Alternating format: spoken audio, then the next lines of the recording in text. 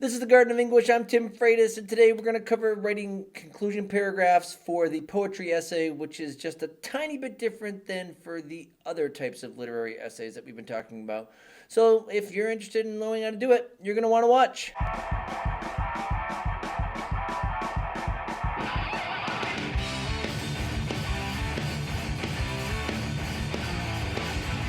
All right, welcome back. We are finally getting ready to finish up our cover of the poetry essay for the AP Lit exam, but this just works for analyzing poetry in general, to be honest with you, just about any poem that you can work with here. And we're going to work on discussing conclusions today. But before we do, I want to give a huge shout out to our Patreon supporters that are listed here.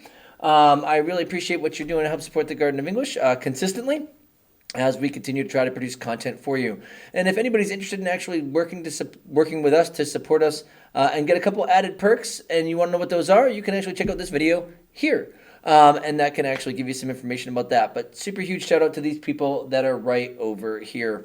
So thank you for that. We do love and care about you deeply, for sure.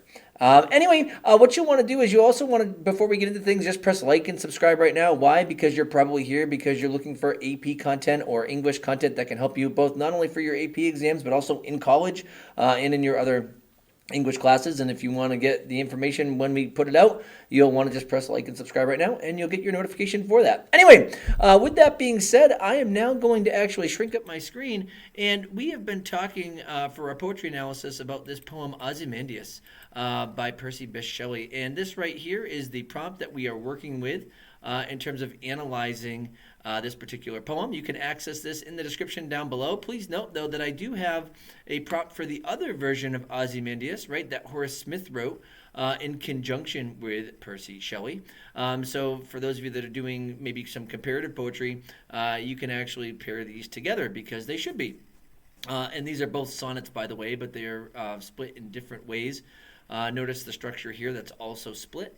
Just talking, if you remember my past videos, we talk about the idea of structure and its broken structure, representing the structure of what their onlookers are looking at in relation to this kind of colossal wreck of Ozymandias. But anyway, this is found right down there in the description, and if you want it, you can check it out down there.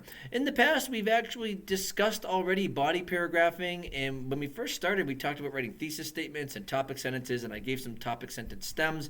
All of these are available in the descriptions for those videos. You can find all of those videos right up here as well.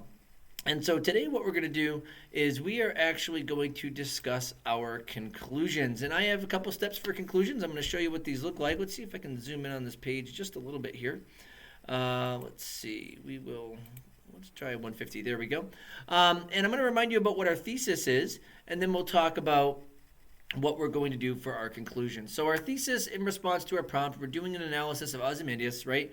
And our thesis is, in the sonnet Ozymandias, Percy Bysshe Shelley develops a frame narrative, contrasts the work of a tyrant with the work of an artist, and highlights a boastful yet presently unsupported claim, ultimately illustrating that though kingdoms may fall at the hands of time, the communicative power of an artist's creative talents will not. Okay, so this is kind of really pushing that kind of romantic ideal, or one of them, the power of that art and creativity, standing the test of time with this particular thesis statement here. Now, when you write a conclusion, one of the things I'd like to point out is that for a conclusion for poetry, I actually provide a template in one of my past videos that says, hey, here's how you want to set this up. And you can actually find that template, like I said, in one of the videos in the playlist there. And the template itself, I actually put the stem right here as well. It goes like this. The speaker or author concludes by contrasting, summarize what originally shows up. So contrasting blank with blank, illustrating that. And with this illustrating that, we're going to have a universal insight. So this universal insight is not going to actually direct our reader to the poem itself or things going on in the poem. It's the universal application of it. This is where things get different from past topic sentences, and the reason why is because if you look at our past topic sentences, You'll notice that we have suggesting the fractured structure of the sonnet mirrors the present state of the monument the traveler is reflecting upon. You'll notice this keeps it right in the poem. The traveler is reflecting on a monument that's actually in the poem concretely. And then the next one we have showcasing that though the tyrant may have had authority, there was a tyrant in the poem. The artist in the poem had the power to convey his message in a way that lasted longer. This is the artist in the poem. This one right here we have follows this, revealing that the tyrannical figure that the shattered monument once represented embraced his tyrannical nature. And we might want to change out this word tyrannical here. I didn't do that, my bad. But nonetheless, I'm talking about the figure in the poem. But you will notice that to start the conclusion, this is going to be completely universal. So we need to make sure that we are removing the figures from the poem and now making it universal. Okay, so what does this actually look like? Oh wait, before I get into that, I would like to just point out, if you can't notice a strong contrast between elements of the beginning of the poem or in the middle of the poem with the end, you can also use the word shifts, okay? Shift in poetry is important, and it's going to be the major shift that's going to bring you to a universal insight anyway. So because of that, instead of saying contrasting blank with blank, you can actually say shifts from blank to blank as well in this nice little template here. But first step in a conclusion is you want to complete the contrast and shift sentence stem. And you want to make sure that you finish with a universal insight. So I have done that down here. So I have, the speaker concludes by contrasting the bold claims and images tied to the broken statue with the desolate lands surrounding the ancient ruins, illustrating that only art has the power to overcome the inevitable destruction that comes at the hand of time. Now, I'd like to just point out here that in terms of my textual evidence, you're going to notice that this language right here is going to be really what I'm looking at, because we're at the end of our poem and we're in our conclusion. So I'm pulling evidence primarily from the very end of the poem. And that's why I'm saying we end kind of here, the desolate land surrounding the ancient ruins. And then I need to connect that to something universal, which is the idea that only art has the power to overcome the inevitable destruction at the hands of time. This universal insight right here, okay, is just a rewording of what I already put in my thesis here, right? Though kingdoms may fall at the hands of time, the communicative power of an artist's creative talents will not. I just reworded it, so I could have taken it down word for word. I chose not to, particularly because using synonyms allows us to be on the same idea, so we've got a solid line of reasoning, but it doesn't make it entirely repetitive in terms of language. So step one, you fill in this template and you have a strong first sentence for a conclusion. Step two, we're actually going to follow what we do in normal body paragraphs, and we're going to integrate our textual evidence as if we were writing a body paragraph. So far, this is really not that hard or that different. So let's actually check out how this looks. Step one, we had our topic sentence. Step two, we're going to provide some context, and we're going to flow into the language that we want. Now, don't forget, the language we really want to focus on is going to be the desolate land surrounding the ancient ruins. If I want to, though, if I haven't already put it in paragraphs before, I could actually put the bold claims and images, and you'll notice that I actually did that. If I put this language in paragraphs that showed up before, though, I wouldn't want to repeat the textual evidence just because that would become a little repetitive, so I could just kind of paraphrase it or summarize it, just so you know. But I don't have an example of the paragraph that comes before right now, so I'm like, well, let's just put the language in so we can see how it looks. We know that we've integrated textual evidence well when we can't tell where our words end and the text begins, besides the fact that you see quotation marks, and I think that you'll see that that's happening here. So we have, after reflecting on how the ancient pharaoh demanded that all look on his works in despair, the traveler recounts how nothing beside the colossal wreck remains. In fact, around the decaying image, the desert terrain is boundless and bare. And you'll notice here that I have all of the text that I need, that my topic sentence actually, or my first sentence of my conclusion, which actually a topic sentence refers to. I've got the kind of bold claims, but I've really got the desolate land surrounding the ancient ruins. So there is my evidence. Now, the last step of what we're going to do is we are not going to provide commentary how we normally provide commentary, where we go back into the language and try to draw it out and connect it to the ideas in the poem. The last step of the conclusion is actually a little bit easy, because what we're going to do is we're going to highlight the concrete language that exposes the universal ideas. We did that in the textual evidence part. And now what we're going to do is we are going to shift in our conclusion to developing a universally applicable and metaphorical model that will move our reader. But we're not going to ask a question. And this right here is what we call leaving our glass slipper. Now, I've got tons of other conclusion videos for AP Lit and AP Lang about leaving a glass slipper. And this is actually the same type of thing. We're going to say, okay, now that we've got our textual evidence in, we're going to create a metaphor. We're going to turn the poem into a metaphor for something universal. And this is actually pretty easy because all we have to do is start after the quote integration here with a phrase like much like.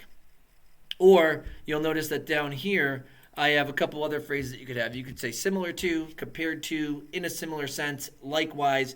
Any type of language that's going to set up this language here as a metaphor for life. So we're now shifting outside of the poem. That's going to help us here.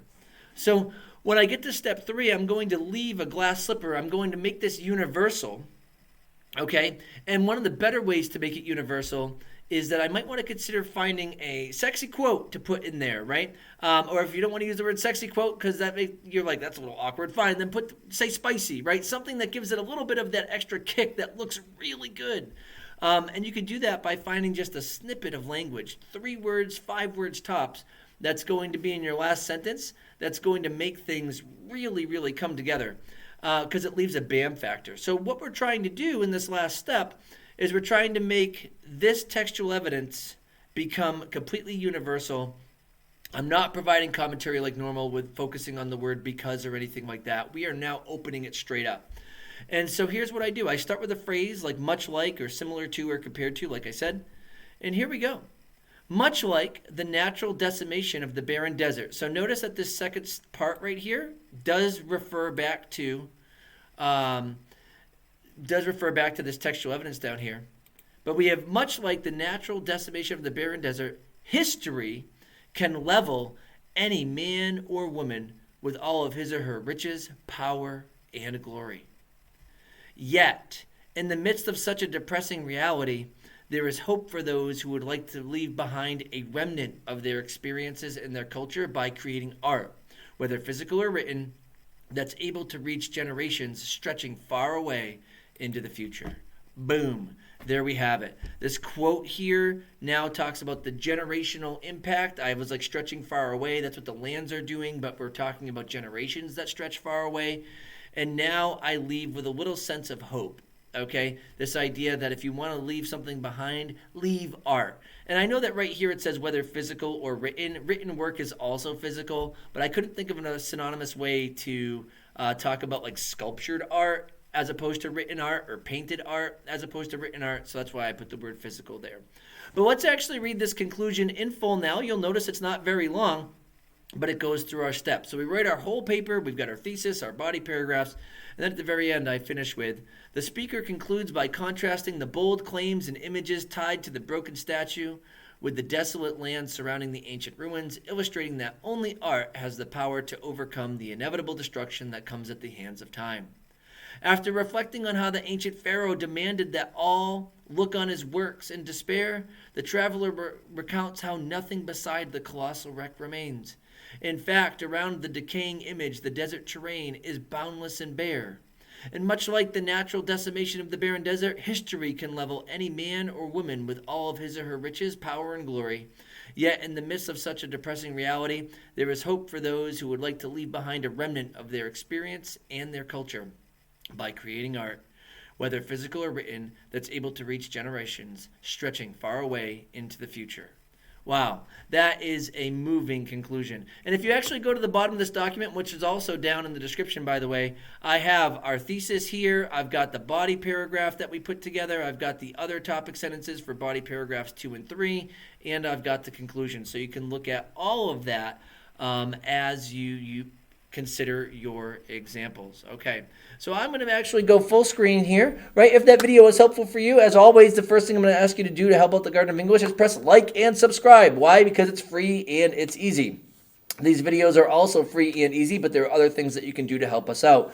The Garden of English recently became a partner with teachargument.com. So for any teachers out there that are teaching argument or looking for engaging ways to do so and have some excellent community, we have an affiliate link for Teach Argument right down below. I encourage you to check that out. We have other affiliate links down below as well, though, for different things such as Parlay or actually an AP Lang book that is a great study guide for those of you that are also taking AP Lang or will be in the future. We also have links to mock exams and applied practice kind of stuff. So you'll want to check all of those elements out. We sell merch, things of that nature, right? And also our Patreon link is down there too. I really appreciate your time here today with what you were doing. And I hope that this helps you actually wrap up your poetry essay in a way that is manageable and universal and ultimately enriching. So go chase down your Prince Charming. That's your reader. Leave that glass slipper and make sure that you have him wanting more. Have a great one.